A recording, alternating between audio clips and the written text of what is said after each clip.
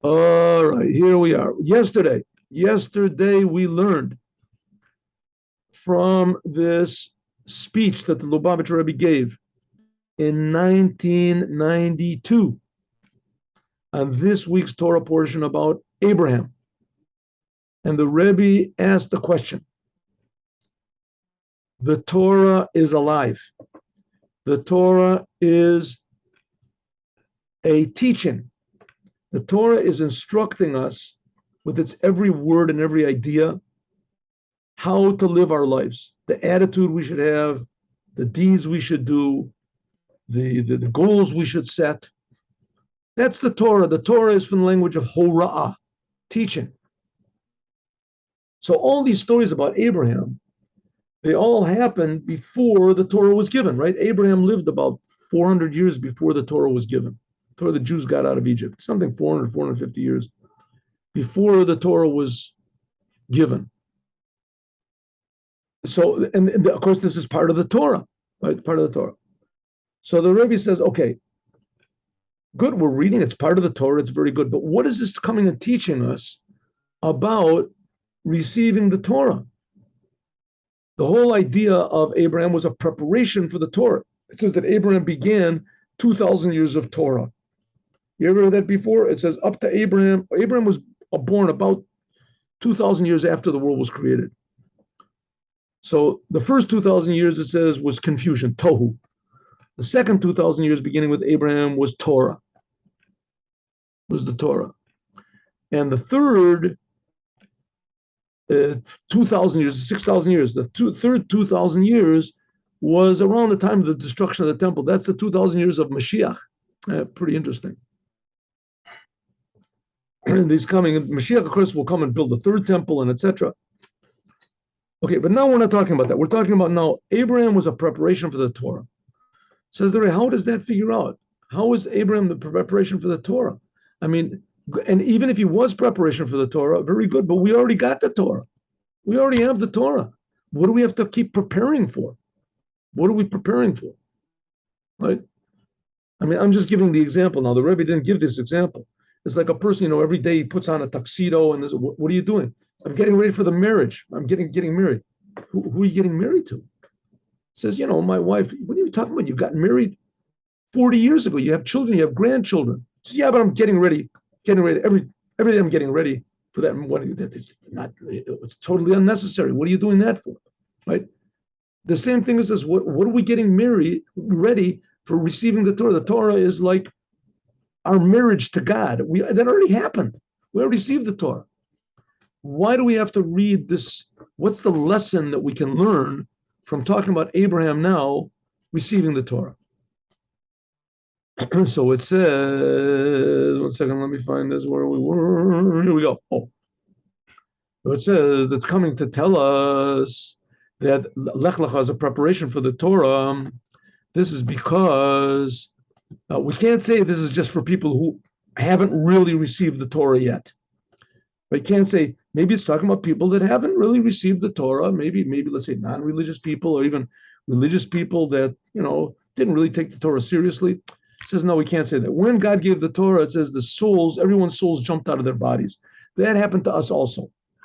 So there must be something a little bit deeper over here that Abraham is teaching us. So this is basically where we got up to.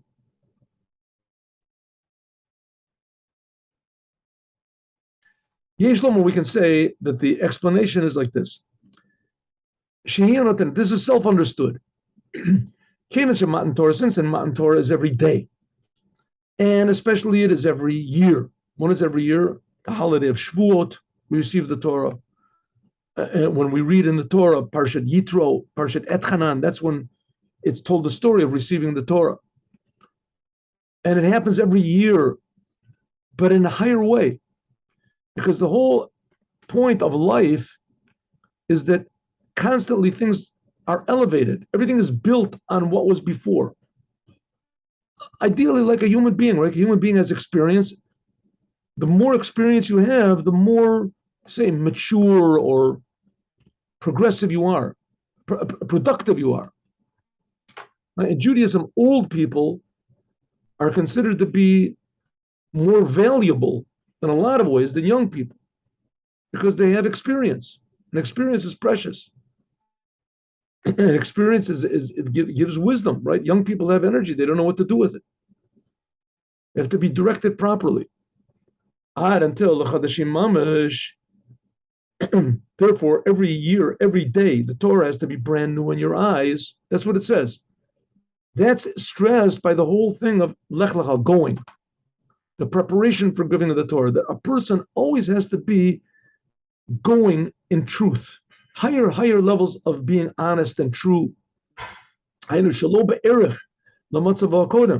is incomparable to its previous level. Therefore, there has to be on this day and on this year a service of Lech Lecha, going as a preparation for giving of the Torah on this day and this year. What's the Rebbe saying? We can never rest on our, what do they call it, laurels, on our achievements. I'm already religious.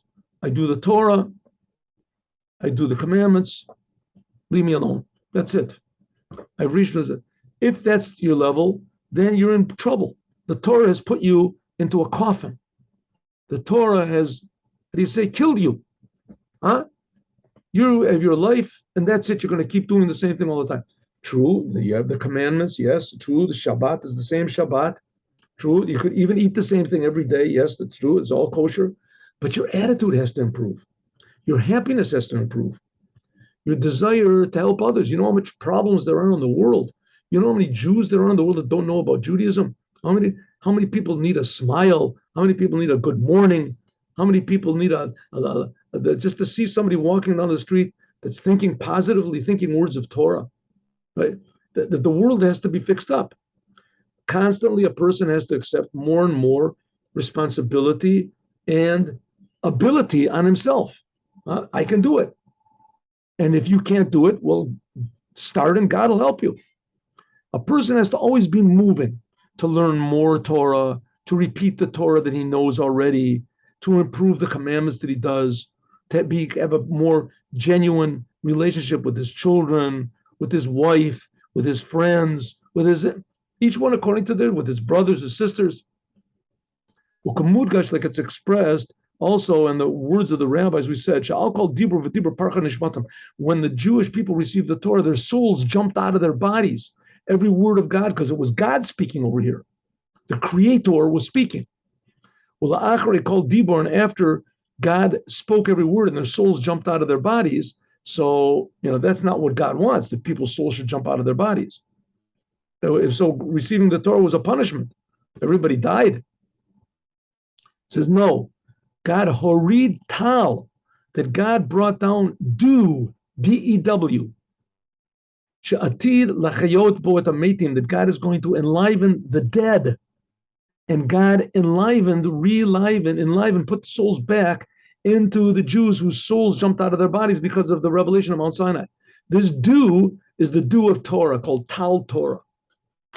Wild. The Torah is the essence of life. The Torah is the essence of creation.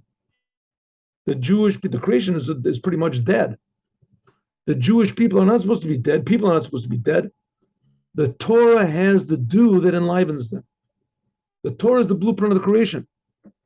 After the souls of the Jews jumped out of their bodies in the first speech, word of God, since they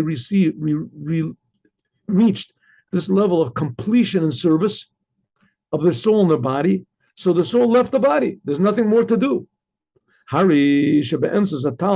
God said, you think you're finished, you're not finished. God put down this dew which is the dew of the raising of the dead, the Torah, and he nitnan l'neshama shlichus, and he gave the soul a new, a new mission. Elioniot, a higher level. And therefore, therefore God enlivened the souls, because what's keeping the soul in the body? Our responsibility. So God gave the soul a new and higher responsibility, like a soul in the body. Similarly, after the second word, and also further. higher and higher and higher levels of life, levels of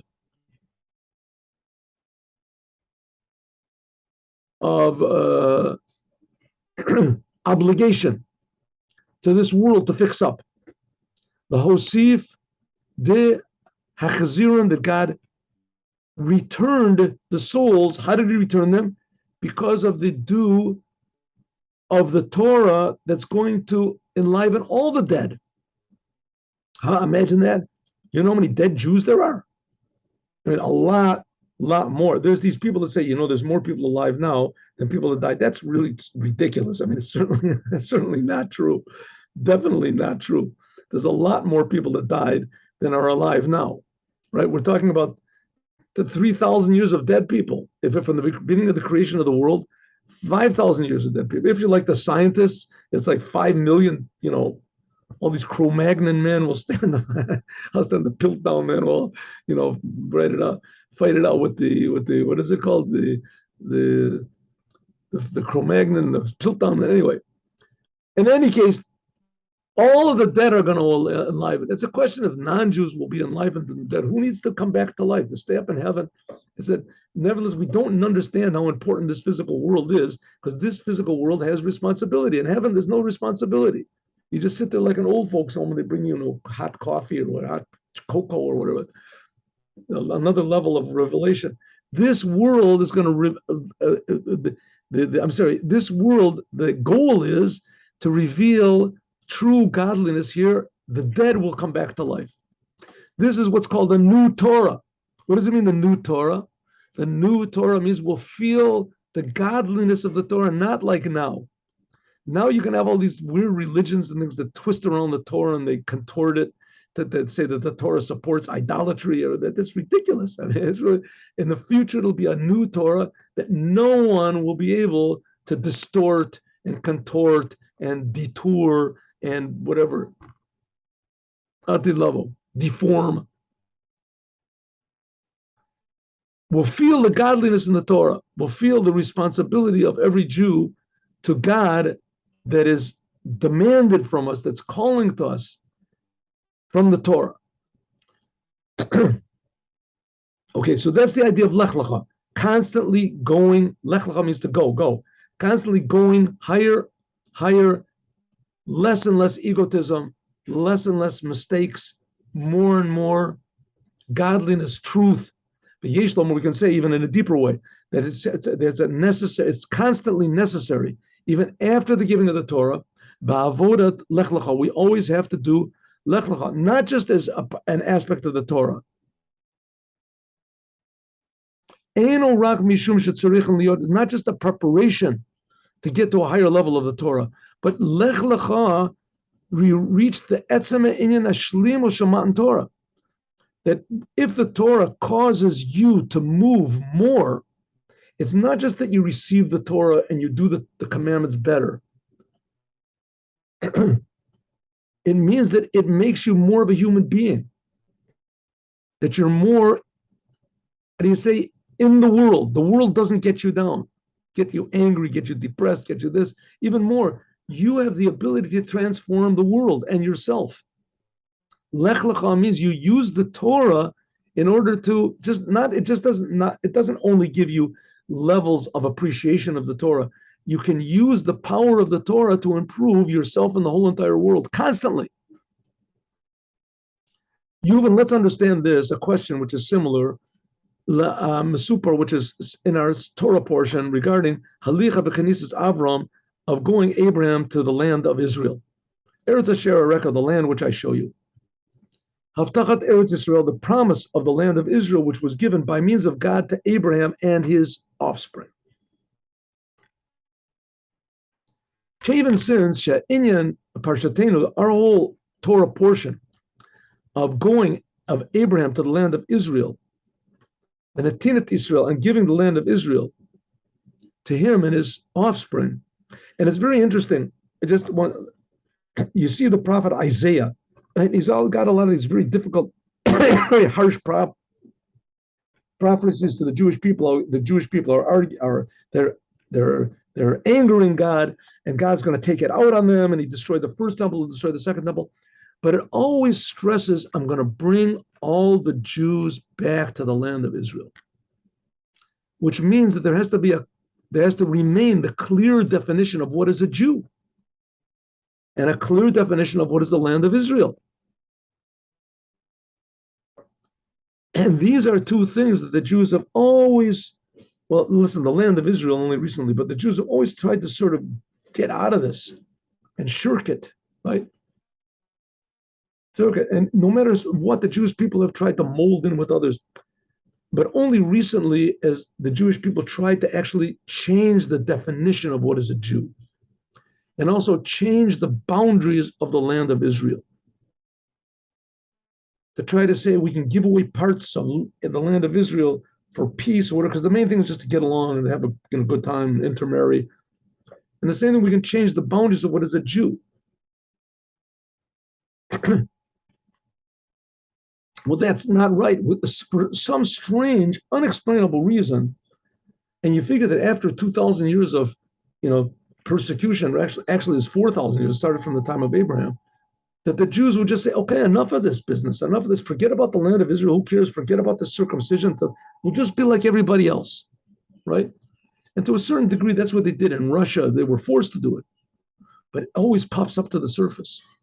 The Jews, even in Russia, right, all of a sudden, you're a Jew, I want to make a circumcision. There's Jews 70 years old, 80 years old. He discovers he's a Jew. Oh, my mother didn't tell me, my grandmother didn't tell me, right? Look, they find in a picture book or something like that, an old, the marriage certificate from the grandmother or the great grandmother. I'm Jewish. Wow, I want to make a circumcision. Somehow or other, it pops up. The same thing in the land of Israel, right? We want to give it away. We don't care about the Jews. Haven't even been here for 2,000 years. This is the Holy Land. We're coming back to the land, right? And even non-religious Jews, the Holy Land. So we see that something is happening over there. But it says the Rebbe, it's not enough just our identity to be stagnant. Our identity to be, there's a good word for it, not idle. The word skipped my mind. Anyway, it has to be dynamic. And after God already gave the land of Israel to the Jewish people, this is in this week's Torah portion. The Zaracha natati et ha'aretz hazot. God said to Abraham, to your seed, to your offspring, I have already given this land. Natati lashon avar. God is telling Abraham, I'm not just deciding right now. From the beginning of the creation of the world, I already decided I'm giving this land to your people. Now, there were no Jews before that. There were no Jews before Abraham, right? Wrong. In God's mind, the Jewish people were there. The Jewish people were before the creation of the world. And so was the fact that Jewish people are going to receive the land of Israel. Harihi Shalem, the land of Israel, is theirs before the world was created. Yerusha hi lachem me'avotam. It is an inheritance from their fathers. Ad shedavar ze nogea lahalacha. This is the law. The land of Israel, muchzekati, the land of Israel is already our possession before anybody conquers it. That's what I'm trying to say. The Rebbe said this a lot of times. What are you trying to make arguments in the United Nations and true that we were always here and we this? Just stand up and say, God is the creator. He's creating you. God gave us the land of Israel. You don't agree? Take it up with God. Don't take it up with me. God gave the land of Israel to the Jews. Even if no Jew ever lived in the land of Israel, ever, from time immemorial, God gave the land of Israel to the Jews. Huh? You want to try to change the definition of the Jews? God gave the Torah to the Jews also. God knows what the Jews are. Right? Doesn't make any difference what the Christians say or what the Zionists say or what the this say. God knows the definition of what a Jew is. And God knows what the boundaries of the land of Israel are. And the people also know, even if they don't want to admit it. Ubafrat, and especially, let's say, Al Yedei Avon, just by means of Abraham, and when Abraham did Kum v'salech ba'oretz, the Arko l'rachba, that Abraham walked in the land to the length and to the width, as he took possession, Kanas Eretz Israel Lazaro ad olam. He just made a physical, proof that it's ours. But the fact is, it was ours before. Abraham didn't do anything new. The new thing he did was he brought it into manifestation. Halachas kama v'kama, much more so after this, the Jewish people went into the land of Israel and they took over the land of Israel, right? With Joshua, Kibush Rishon, when Joshua went in, and afterwards they came back from Babylon with Nehemiah, Ezra. That's the Kibush Ezra. What is it? If so, what is the meaning now, Lipol, and fact of this story that Abraham that Abraham went from his land, he was outside of Israel, and he went to the land I will show you. That God gave the land of Israel. Elohim lechiora inyanin shi'iru ba'avar. If so, God before the world was created gave it to Abraham, and Abraham just came and took possession of it. So this is history. We're not taking the land over again. It's already ours. Kush is at this question, what do we have to learn about Abraham taking the land over? The land is already ours. He already was here. He already took it over. Then Joshua took it over, and then Ezra took it over.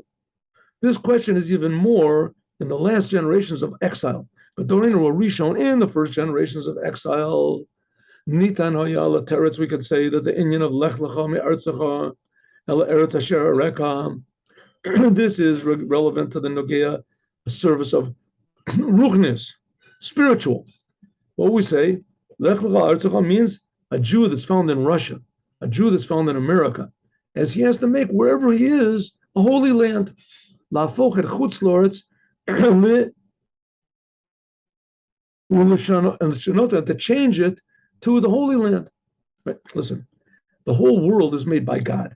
The job of the Jewish people is to reveal that God is creating the world. Malei ha'oretz deyat Hashem. The land, not just the land of Israel, will be holy. The whole world will become holy. The whole world will become, not in comparison to Israel, this will be even more holy. Like the Beit HaMikdash was holy. Then there was the Holy of Holies. So Eretz Israel will be like the Holy of Holies. Right? But the whole world will be holy, some level of holiness. That's the job of spreading the Jews in exile all over the world, that wherever Jews are, to do Torah and commandments and make that place holy. But after the Jewish people did all this work, also kind of Eretz Israel, of making the whole world holy in the course of the generations, behold, even though our service is not finished, and we see that Mashiach has not yet revealed himself and changed the world, the redemption is not here, but Nimsim Kavar Harbe Me'od Me'aver B'atchalat Me'avoda the Kibush Chutz La'oretz V'afichata. We have already transformed outside of Israel into Israel. How much more so that there's also a lot of Jews that are found Eretz Yisrael. We see that there's Jews actually living in Israel. Now, this is not a sign that the redemption has begun, but nevertheless, we're still in Israel. So we're in Israel. So what does it mean that God is saying to Abraham that he should go out of where he is outside of Israel and come into Israel? There's already Jews in Israel. Right? So what are we supposed to learn? What are we supposed to learn from this? If we want to say it's before Jews were living in Israel, we could say, okay, you have to make in Russia or England or wherever you are, make that into the land of Israel. But we've already done that. We've been outside 2,000 years. Now there's Jews actually living in Israel, and we can come to the land of Israel. So this whole thing of leaving Chutz La'oretz, leaving the, want to call exile, and coming to the land of Israel, we're already doing it.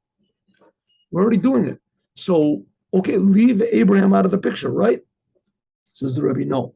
We're reading Abraham because when God gave the land of Israel to Abraham this week in the Brit Bein HaTorah, in the covenant that he made between the pieces, like it said, L'zarecha natati et ha'oretz hazot, to your seed I have given this land. Who natan lo b'poel, God actually gave him in that same covenant that God made between the, this is before Abraham circumcised himself. We'll read it about it next. Maybe we'll even do that today in the 3:00 class. He gave Abraham all 10 lands. Huh? Look over there. It says he didn't give him just the 7 lands that Joshua conquered, 7 lands. He gave Abraham also. He gave him a Chiti, a Mori, a Prizi, a Yevusi, a Gosh, etc. He gave him all, right? Not just the 7 lands, but all 10 lands, including the Kini, the Kenizi, and the Kadmoni. Huh? God gave Abraham, he promised Abraham 10 lands which are inhabited by 10 different nations. In fact, he only gave, right, when the Jews came with Joshua, they only got 7. And the 3 other nations is going to be given to the Mashiach in the days of Melech HaMashiach. Huh? Pretty weird. In fact, that's where the 3 cities of refuge are going to be. Now there's 6 cities of refuge when the Jews were in Israel. 6 cities of refuge, and when Mashiach comes, it's going to be 3 more. But God gave a call to Abraham. He gave everything at once. But actually manifesting it, it's going to happen in different levels. Al derech stages. Kafishu benogea lekivush Zion artzos, like it was.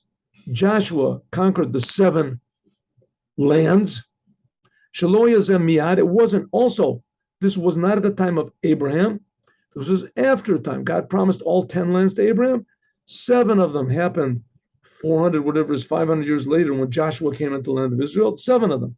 So we see that it develops, it unfolds gradually. Afiluim nilmad, even if we learn that in regarding to these 3 lands was a promise on the future.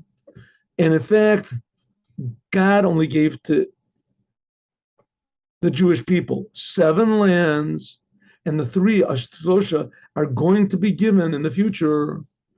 Harimuvan, but it's understood that Yerusha, the taking over these 3 lands, this will bring about the Shleimus Akibush, a complete conquering of the whole land of Israel.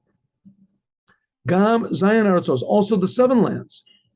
In other words, now that the Jews only have the 7 lands, right? By the way, the 3 lands, that's like where Jordan is now, much more.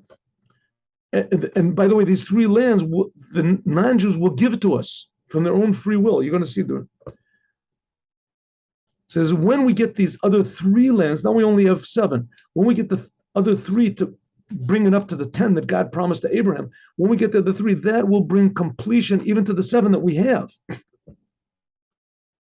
And especially that they are Rumim, the Mincha, especially because of these 7, this is the number 7 is a majority that's clearly recognized among the 10 lands. Okay, so now we can understand it like this.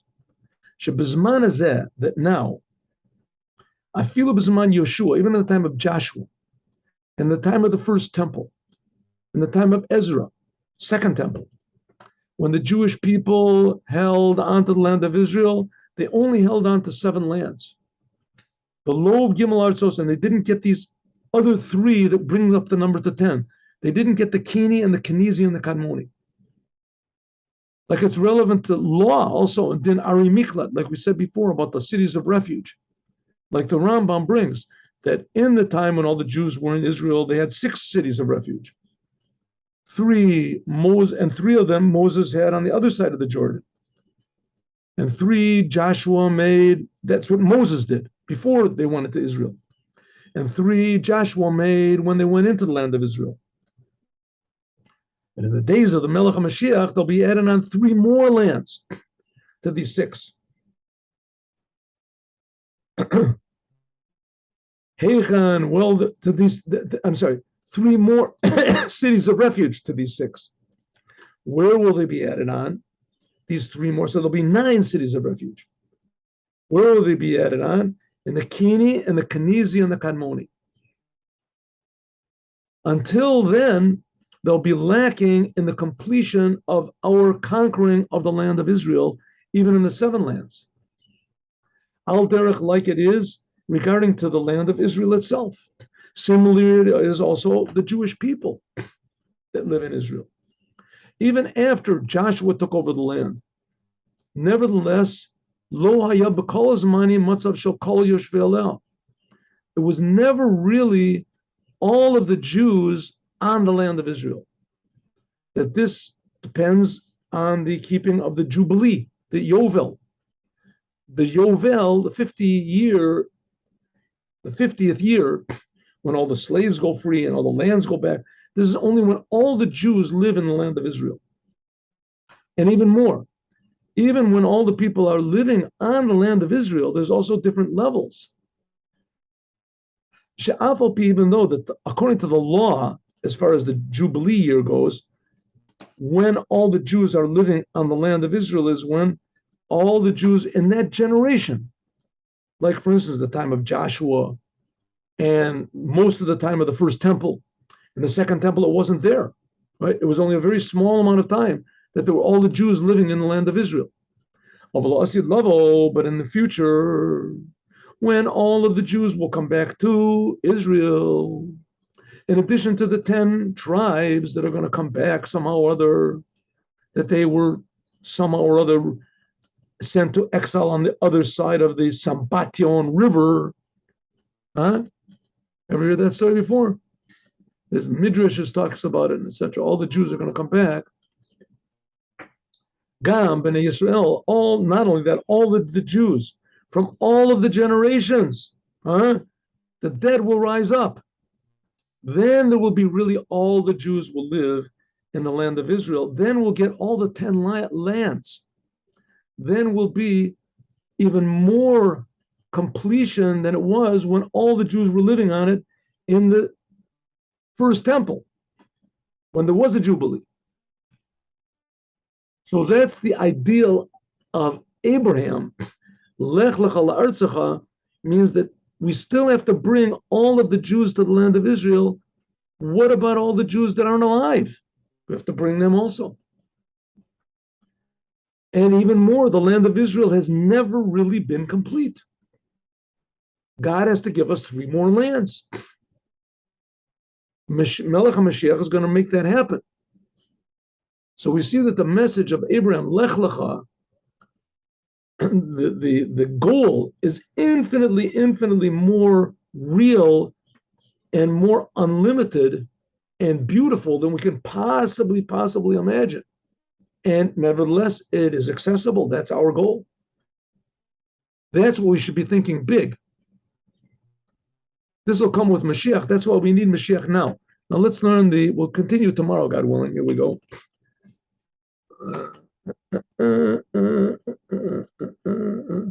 The Rebbe really opens up the world. Opens up the world. Here we go. Circumcises our heart. When the Alter Rebbe wanted to bless one of the more accomplished Hasidim called Yekutia Lepler, he said, I want to give you a blessing that you'll be rich. So he said, listen, I don't want to be rich. If I'm rich, it'll drive me crazy. He didn't want the wealth to distract him from studying Hasidut and his involvement with service of God. When the Rebbe wanted to bless somebody else, bless someone else, let them give charity. But when the Rebbe wanted to bless him with long life, he said, okay, I'm willing, long life is a good thing, but I don't want to have long years of a peasant. What is a peasant?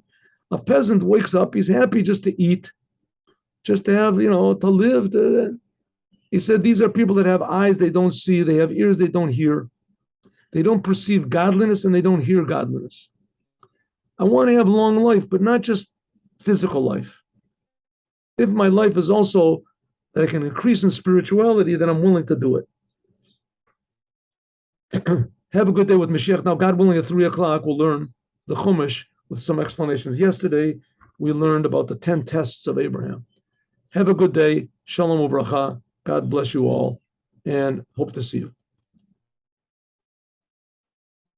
with Mashiach now. Thank you. My pleasure. Good night.